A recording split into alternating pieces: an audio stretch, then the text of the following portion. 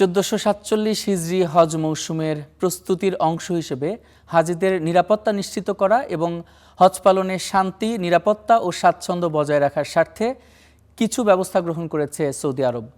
13 April 2026 থেকে পবিত্র মক্কা নগরীতে প্রবেশ করতে ইচ্ছুক মুকিমদের জন্য সংশ্লিষ্ট কর্তৃপক্ষের অনুমতিপত্র থাকা বাধ্যতামূলক করেছে সৌদি স্বরাষ্ট্র মন্ত্রণালয়।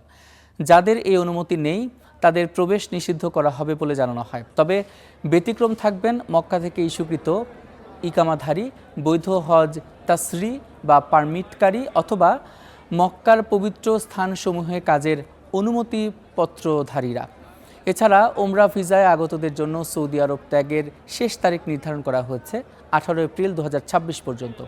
এই নির্দেশনা অমান্য করলে প্রযোজ্য আইন অনুযায়ী শাস্তির সম্মুখীন হতে হবে বলে জানিয়েছে সৌদি মন্ত্রণালয়।